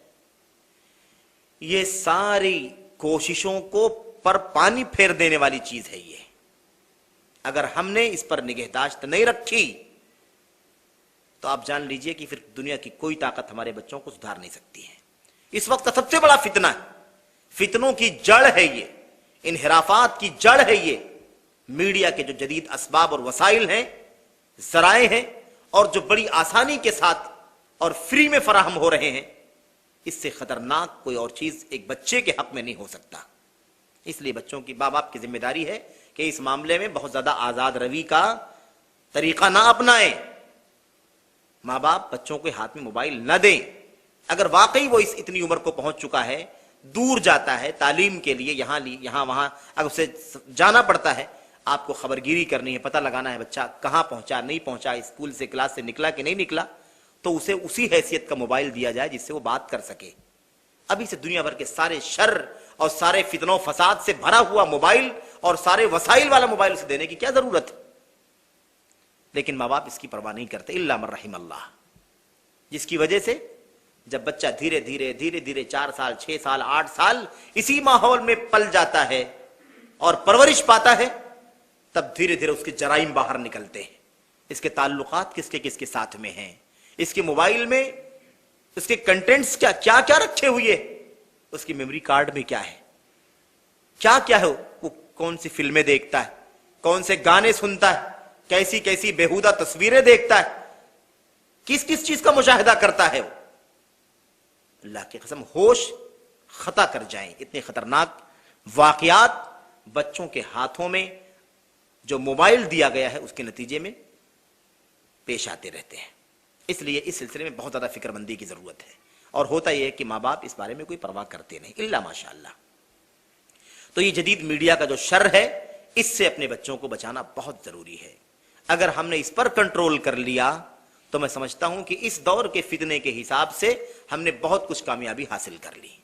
ऐसे ही तरबियत के हवाले से हमें यह नजर रखना है अपने बच्चों के ऊपर कि बच्चा किसकी सोहबत में रहता है, उसका दोस्त कौन है, उसका साथी कौन है, किसके साथ उसका वक्त गुजरता है, क्लास में उस किसके साथ उठता बैठता है, ट्यूशन में उस किसके साथ उठता बैठता है, खेल के लिए जाता है तो किसके साथ रहता है, किसके साथ खेलता है, उसके अखलाक कैसे हैं, उसके किरदार कैसे हैं। लेकिन नबी करीम सल्लल्लाहु अलैहि वसल्लम ने इसकी खतरनाकी को वाज़ेह किया है। गलत सोहबत की वजह से बच्चे बहुत तबाह होते हैं, खराब होते हैं। जिनाकारियां, बदकारियां, फहाशियां, और ऐसे ही ये आजकल जो अभी आ रही है बात, नशे की लानत, ये सब किसके असबाब में से हैं? गलत सोहबत के नतीजे। बच्चे को कुछ नहीं मालूम है, लेकिन उसका साथी गंदा है, उसका साथी अभी से सिगरेट पीता है, अभी से नशावर चीजें खाता पीता है। इस बच्चे को उसके साथ में रहने की वजह से आदत लग गई, नतीजा यह हुआ कि उसका बच्चा भी बर्बाद हो गया। यह बड़ा खतरनाक मसला। इसलिए देखें, अच्छी सोहबत, अल्लाह के नबी ने फरमाया था मसलुल जलीस सालिह वल जलीस सू का नाफिखिल कीर व हामिलिल मिस्क। अल्लाह के नबी ने फरमाया सल्लल्लाहु अलैहि वसल्लम ने, اچھے ساتھی اور برے ساتھی کی مثال ایسے ہی ہے جیسے خوشبو لینے والا خوشبو اٹھائے ہوئے ہو کوئی آدمی خوشبو بانٹتا ہو، یا اور ایسے ہی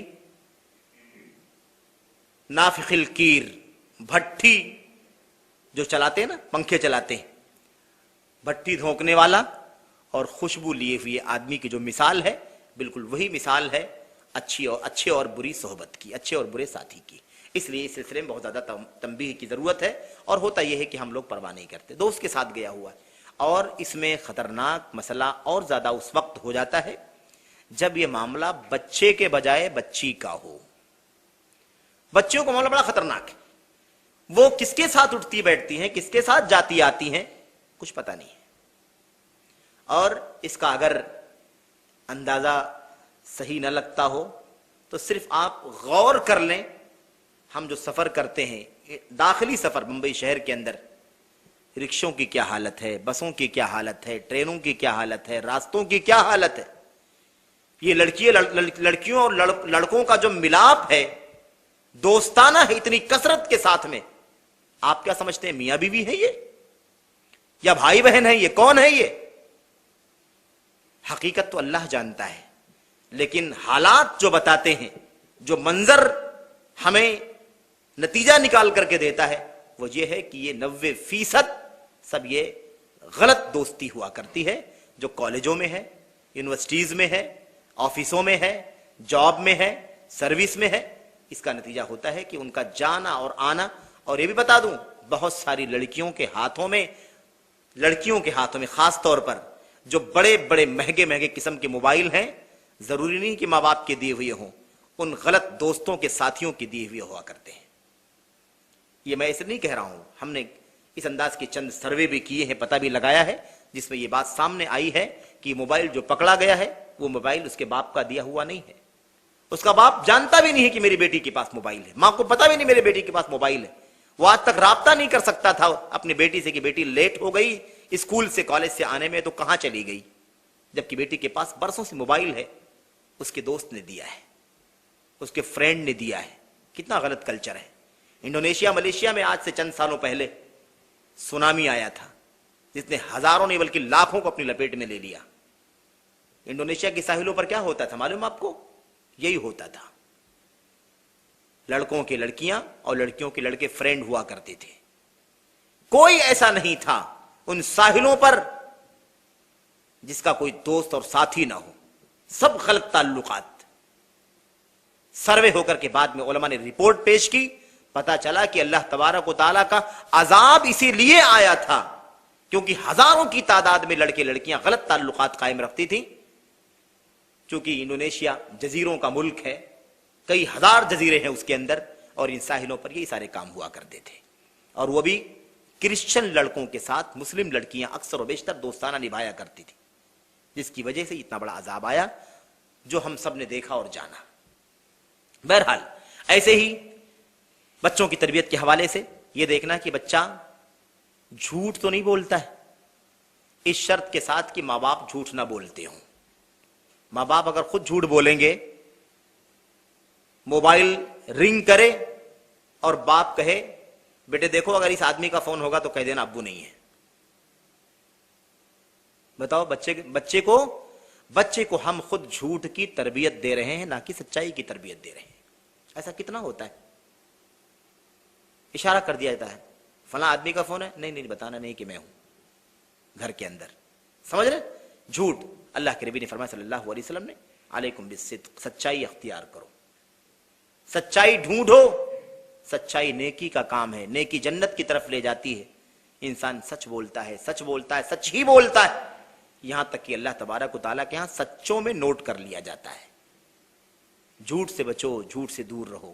بہرحال یہ تو بڑا خطرناک مسئلہ، آج کل جھوٹ کو تو جھوٹ سمجھا ہی نہیں جاتا ہے، جھوٹ کو جھوٹ سمجھا نہیں جاتا الا ماشاء اللہ، عام ہے جھوٹ سماج کے اندر، یہ منافقت کی پہچان ہمارے سماج کا حصہ بن چکی ہے۔ غیبت، چغلخوری، ادھر کی بات ادھر، ادھر کی بات ادھر، اگر وہ بچہ باہر کی رپورٹیں لا کر کے اگر ہمارے گھر میں سناتا ہے تو پھر اندر کی اس گھر کی رپورٹ اپنے دوستوں کو بھی بتاتا ہوگا۔ اس لیے آپ کو کوئی رپورٹ لا کر کے دے تو آپ خوش نہ ہو، شاباش بیٹے تم نے تو اتنا بڑا کام کر دیا، مسئلہ حل ہو گیا، راز کھل گیا، کیونکہ وہ گھر کے راز ہی باہر کھولتا ہوگا۔ اس لیے اس پر نظر رکھو۔ بڑے بڑے جرائم بچوں کے ذریعے سے ہو سکتے ہیں، ہاں کبھی کبھی ہو سکتا ہے، اللہ نہ کرے کہ خطرات ہو جائیں۔ بہرحال ایسے ناچ گانے بجانے فلمیں تصویریں، یہ ساری باتیں ہمارے بچوں کے یہاں بہت عام ہیں۔ ان کی تربیت کرنے کے لیے ہمیں کیا کرنا ہے؟ نگہداشت رکھنا ہے، اپنی طرف سے کوئی غلط قدم ہرگز نہیں اٹھانا ہے۔ بچوں کی فیسلٹی کے لیے بچہ ادھر جا کر کے اس کے موبائل میں دیکھتا ہے، اس کے موبائل میں دیکھتا ہے، اچھا سا موبائل دے دیا گیا، اس کو ٹی وی کا انتظام کر دیا گیا، انٹرنیٹ کی فیسلٹی کر دی گئی، وائی فائی کا انتظام کر دیا گیا، چلو بیٹے کوئی مسئلہ نہیں ہے، تیرے پاس موبائل نہیں ہے نا، تیرے پاس بس اسباب نہیں ہے، اس کا لے کر کے استعمال کر لینا، کوئی بات نہیں ہے۔ یہ سب ذہن میں رکھنا ضروری ہے۔ جس گھر میں، آپ سن لیجئے غور سے یہ بات، ہمارے علماء کہتے ہیں، آج بھی علماء کہتے ہیں، جس گھر میں ٹی وی موجود ہے ابھی اس کے گھر میں پکا ایمان موجود نہیں ہے، کیونکہ ٹی وی بہت ساری غلاظتوں کا نتیجہ ہے، ابھی حلق سے ایمان اترا نہیں ہے پکا، اس لیے ٹی وی گھر سے نکلی نہیں ہے۔ لوگ کہتے ہیں کہ فلاں کا پروگرام چل رہا ہے، اسلامک پروگرام آ رہے ہیں، اس سینٹر کا آ رہا ہے، اس سینٹر کا آ رہا ہے، اس کا لیکچر آ رہا ہے، اس کا لیکچر آ رہا ہے، اس سے ہم فائدہ اٹھانے کے لیے گھر میں ٹی وی لائے ہیں، ہم نے خبریں سننے کے لیے ٹی وی گھر میں داخل کر دی ہیں۔ میرے بھائی، کیا واقعی 24 گھنٹے قرآن کی تلاوت ہی سنی جاتی ہے اس کے اندر؟ کیا 24 گھنٹے اہل علم کی تقریریں ہی سنی جاتی ہیں اس کے اندر؟ کیا 24 گھنٹے اس کے اندر صاف شفاف چیزیں ہی سنی اور دیکھی جاتی ہے؟ کون ضمانت لے لے گا اس کی؟ خبر سننے کے لیے کس نے کہا خبر سننا ضروری ہے؟ اس خبر کو سننا کس نے کہا ضروری ہے جس خبر کے اندر آبرو باختہ بے پردہ لڑکیاں آدھے آدھے کپڑے پہن کر کے آتی ہیں، ہمارا چھوٹا، ہمارا بڑا، ہماری بہنیں، ہماری مائیں سب بیٹھ کر کے یکساں دیکھتی ہیں۔ کس نے کہا کہ ایسی خبریں سننا ضروری ہے جس کے لیے اس حالت میں ہر چھوٹے بڑے کا دیکھنا اس کے لیے جائز ہے؟ بتاؤ ذرا، کوئی ضروری ہے؟ کس نے کہا؟ اپنے گھروں کو شر سے بچاؤ۔ اور جس 6 سال 5 سال 4 سال کے بچے کو ہم نے بچپن سے ٹی وی کے اندر یہ دکھایا ہے، یہ خبر سنانے والی لڑکی جو کس نیم اریاں شکل میں آتی ہے، آدھے لباس میں آتی ہے، جو 10 سال تک اسے دیکھتا ہے، وہ بچہ جوان ہونے کے بعد کیا اچھے کردار کا بنے گا؟ کس چیز کا انتظار کرتے ہیں ماں باپ؟ اس لیے دھیان رکھنا، یہ ٹی وی بڑی خطرناک ہے، بہت خطرناک ہے۔ اس کے اندر سیریل آئیں گے، اس میں فلمیں آئیں گی، اس کے اندر خبریں آئیں گی، جس کے اندر یہ آبور باختہ رنڈیاں طوائفیں آئیں گی خبریں سنانے کے لیے۔ ایسے ہی اس کے اندر یہ کارٹونز آئیں گے وقت کو ضائع کرنے والے۔ آپ خبر بھی سننا چاہیں گے، آپ کا بچہ آپ کو خبر سننے نہیں دے گا، کیونکہ اس کو یہ کارٹون دیکھنے ہیں، ہے کہ نہیں؟ معذرت کے ساتھ آپ لوگ میں کوئی ٹی وی والا ہوگا تو معاف کرے گا مجھے، لیکن یہ بات سمجھنے کی حقیقت میں اپنے بچوں کو بچاؤ۔ ایسے ہی ایک بہت اہم پہلو ہے نشے کا۔ آج اتنے واقعات پیش آ رہے ہیں، 6 7 سال 8 سال کے بچے باقاعدہ نشہ کر رہے ہیں، اسکولوں میں پکڑے جاتے ہیں، ان کے بیگ میں وہ ملتے ہیں ڈرگ، وہ جو چھوٹی چھوٹی شیشیوں میں 10-5 روپے میں ظالموں نے پھیلا رکھا ہے، اور چوری چوری اسے بانٹتے ہیں، پھیلاتے ہیں اندر اندر، سمجھ رہے ہیں؟ وہ بچوں کے بیگوں میں ملتے ہیں، بچوں کے کمپاس میں مل رہے ہیں، بچوں کے جیب میں مل رہے ہیں، ان کے ساتھیوں کے سرکل میں جھرمٹ میں مل رہے ہیں۔ یہ نشے کے کام ہمارے بچوں کے ہاں پائے جا رہے ہیں۔ ہماری ذمہ داری ہے کہ بچوں پر کڑی نظر رکھیں، وہ کیا کھاتا ہے کیا پیتا ہے، اسے بہت زیادہ فراوانی کے ساتھ پیسے بھی نہ دے، اس شوق میں کہ بچہ آسانی سے کھائے پیے، اسے کسی کی محتاجگی نہ رہے۔ نہیں، آپ کھانے کا انتظام کیجئے، اس کے لیے کھانے کے سامان لا کر کے اسے دیجئے، نہ کہ بڑی مقدار میں اسے پیسے دیجئے کہ وہ آسانی سے خود کھائے پیے، کیونکہ کیا خریدتا ہے کیا لیتا ہے، کیا ساتھیوں کو بانٹتا ہے، کچھ کہا نہیں جا سکتا۔ اور آج کل بہت آسان ہو گیا ہے، بہت، ایک ایک دو دو روپے میں پان کی دکانوں پر نشے کے سامان ملتے ہیں۔ بڑا آدمی جس نے پہلی بار کھایا ہو اس کا سر گھوم جائے گا، جو ڈیلی کھاتے ہیں جن کی عادت لگ گئی ہے ان کا تو کوئی مسئلہ نہیں، لیکن اگر پہلی بار کسی صاف اور پاک طبیعت کے آدمی کو اگر وہ چیزیں جو 1 روپے کے پاؤچ میں آتی ہیں کھلا دی جائیں تو اس کا بھی دماغ کیا ہوگا، گھومنا شروع ہو جائے گا۔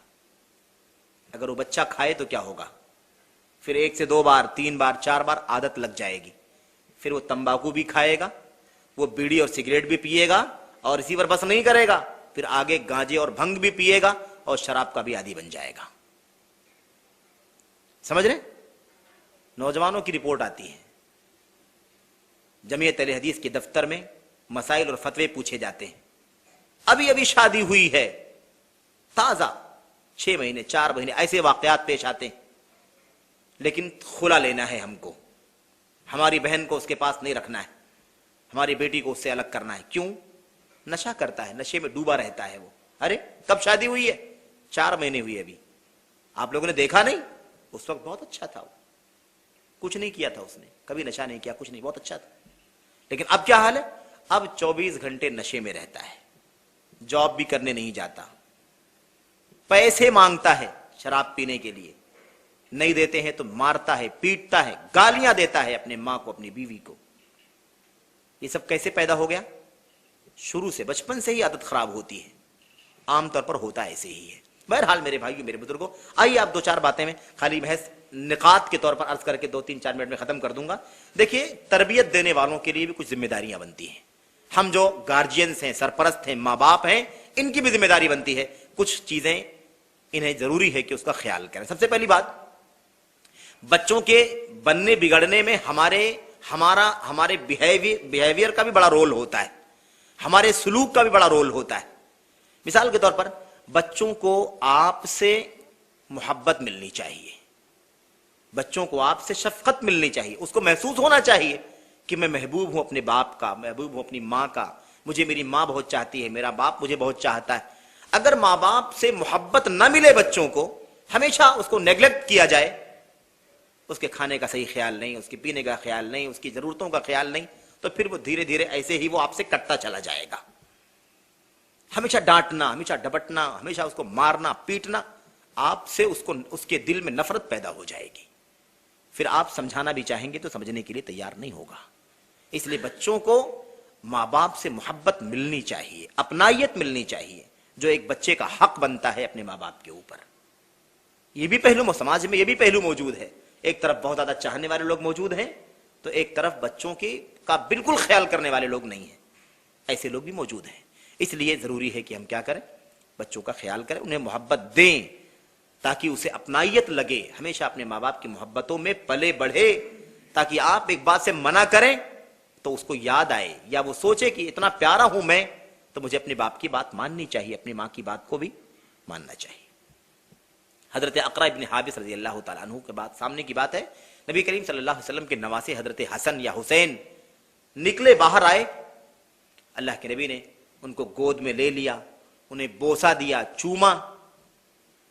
یہ منظر حضرت اقرا ابن حابس دیکھ رہے تھے، دیکھا کہ اللہ کے نبی نے اپنے نواسے کو چوما، انہیں بوسا دیا، تو کہنے لگے اللہ کے نبی میرے پاس 10 بچے ہیں لیکن میں نے آج تک کسی بچے کو بوسا تک نہیں دیا ہے۔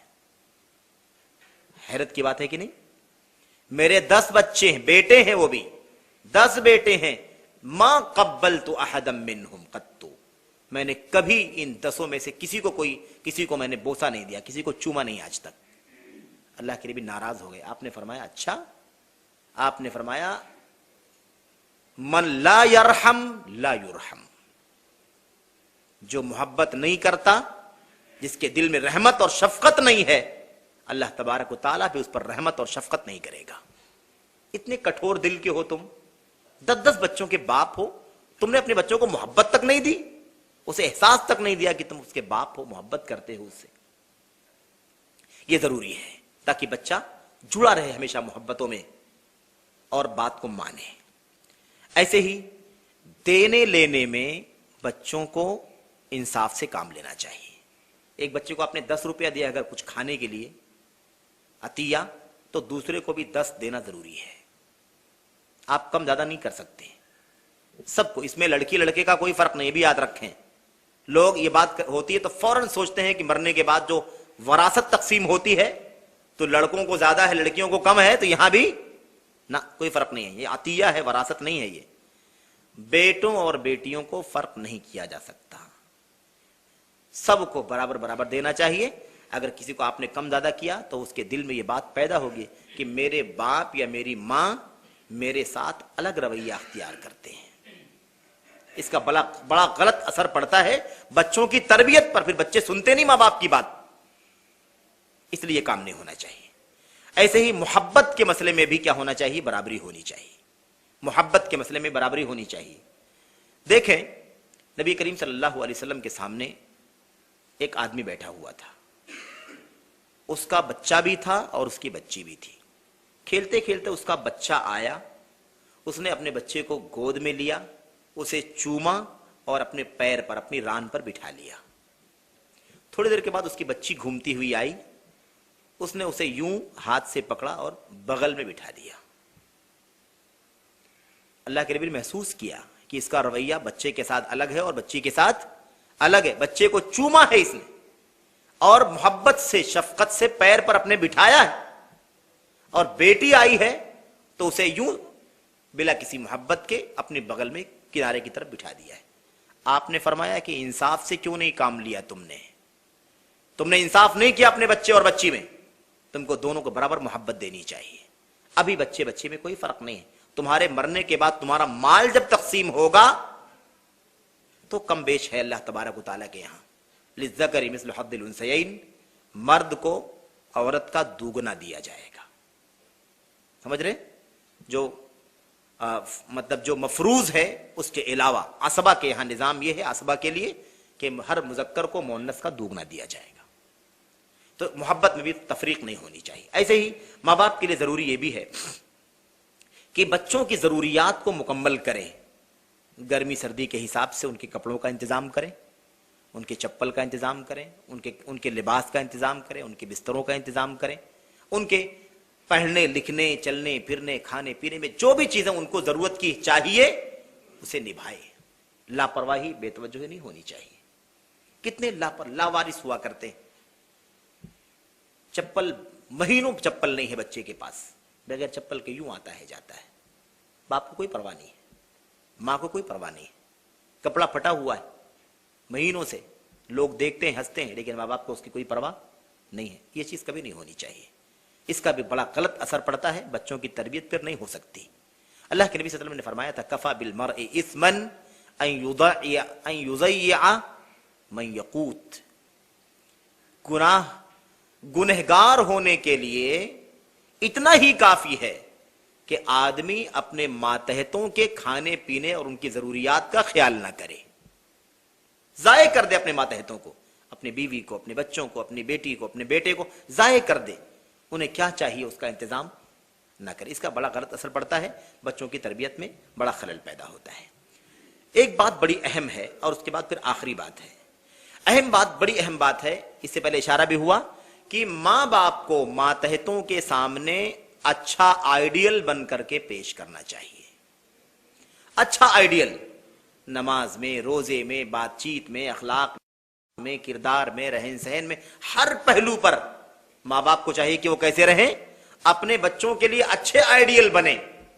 بچہ اپنے ماں باپ میں اچھا آئیڈیل تلاش کرے، اسے محسوس ہو میرے والد نے یہ کیا، میرے والد ایسا کرتے تھے، میری ماں ایسا کرتی تھی، میرے بڑے بھائی ایسا کرتے تھے، آپا میری ایسا کیا کرتی تھی، یہ کہا کرتی تھی. غلط کوئی کام اگر ماں باپ کریں گے، بھائی کرے گا بڑا، بہن کرے گی بڑی، تو بچہ اس غلط چیز کو کیچ کرے گا اور باہر بیان بھی کرے گا. اس لیے کوئی کام اپنی ذات سے غلط ہرگز نہیں ہونے دینا چاہیے. جو بچے کی نگاہوں کے سامنے آئے اسے سنائی دے، اسے دکھائی دے اور وہ اس کے ذریعے سے غلط اثر قبول کرے. اچھا آئیڈیل بننا چاہیے، اچھا اسوہ بننا چاہیے، جیسا کہ نبی کریم صلی اللہ علیہ وسلم پوری امت کے لیے سب سے اچھا اسوہ تھے. کوئی ایک ایگزامپل بتائے دنیا کے اندر، ایک ایگزامپل بتایا کہ فلاں جگہ نبی کریم صلی اللہ علیہ وسلم کی لائف میں، آپ کی زندگی میں فلاں کام مناسب نہیں تھا، کوئی ایک مثال بتائے، ہو سکتا ہے ایسا؟ تو آپ پوری دنیا کے لیے آئیڈیل تھے۔ ایسے ہی ہم کو چاہیے کہ ہم بڑے اپنے چھوٹوں کے لیے کیا بنے؟ آئیڈیل بنے۔ آخری بات ہے وہ یہ ہے کہ غلط تصرف، غلط کام، غلط حرکت، غلط بات جب بھی اپنے بچوں میں دیکھے تو ٹوکنے میں دیر نہ کرے، فوراً ٹوکے، ڈیلے نہ کرے۔ اگر ڈیلے کرے گا تو پھر ہو سکتا ہے بھول جائے، ہو سکتا ہے بعد میں سمجھائے تو وہ اثر نہ پڑے جو پڑنا چاہیے، اس لیے اسے چاہیے کہ فوری ٹوکے۔ نبی کریم صلی اللہ علیہ وسلم کی سیرت میں اس کی بھی بہت ساری دلیلیں موجود ہیں۔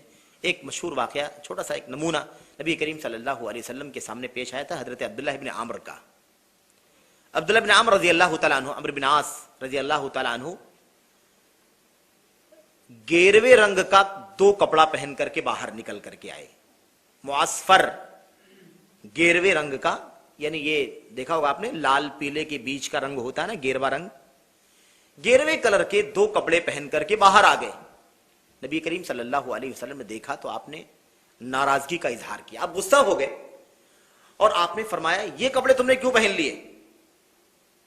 اُمُّکَ امرتک بہذا، یہ تو زنانہ کپڑا لگتا ہے، مطلب لیڈیز جیسا کپڑا لگتا ہے، یہ اس طرح کے رنگ جو ہے وہ عورتوں کے کپڑوں کے رنگ ہوا کرتے ہیں، تم نے یہ کیوں پہن لیا؟ اُمُّکَ امرتک بہذا، کیا تمہاری ماں نے اس کا حکم دیا تھا کہ بیٹے پہن لو؟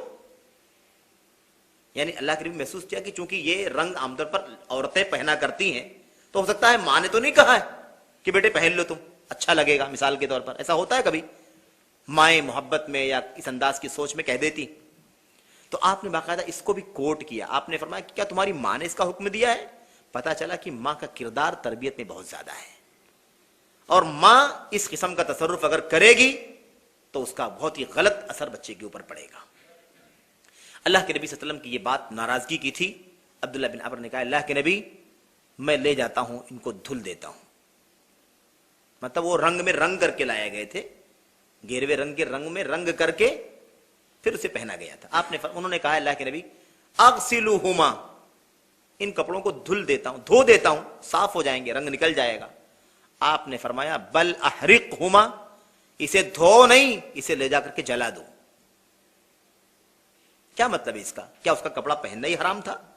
ہرگز نہیں، اس کو دھو لیا جائے، اس کا رنگ اتر جائے، سفید ہو جائے، کوئی حرج کی بات نہیں اس کو پہننے میں۔ وہ رنگ دراصل قابل اعتراض تھا، نہ کہ کپڑا قابل اعتراض تھا، لیکن اللہ کے نبی صلی اللہ علیہ وسلم نے فوراً ٹوکا، فوراً تنبیہ کیا، کیونکہ تنبیہ اگر فوراً نہ کرتے تو وہ اثر جو پڑنا چاہیے وہ آپ کے اوپر، وہ صحابی کے اوپر نہیں پڑتا۔ آپ نے فرمایا نہیں، دھونے کی ضرورت نہیں ہے، دھونا کافی نہیں ہے، لے جا کر کے جلا دو اس کو۔ علماء نے لکھا ہے کہ جلانے کا حکم اس لیے نہیں تھا کہ اسے جلانا ضروری ہے، وہ کپڑے کا پہننا ہی جائز نہیں ہے، بلکہ مقصد یہ تھا آپ سخت ڈانٹ پلانا چاہتے تھے، سخت تنبیہ کرنا چاہتے تھے کہ دھونے کی ضرورت نہیں ہے، دھونے سے کام نہیں بنے گا، لے جا کر کے جلا دو، ختم کر دو اسے، تاکہ آئندہ ایسی حرکت نہ کریں۔ اللہ کے نبی صلی اللہ علیہ وسلم کی وہ حدیث بھی آپ جانتے ہیں، آپ نے فرمایا کہ ثلاثۃ قد حرم اللہ علیہم الجنہ، 3 قسم کے لوگوں پر اللہ نے جنت حرام کر دی ہے۔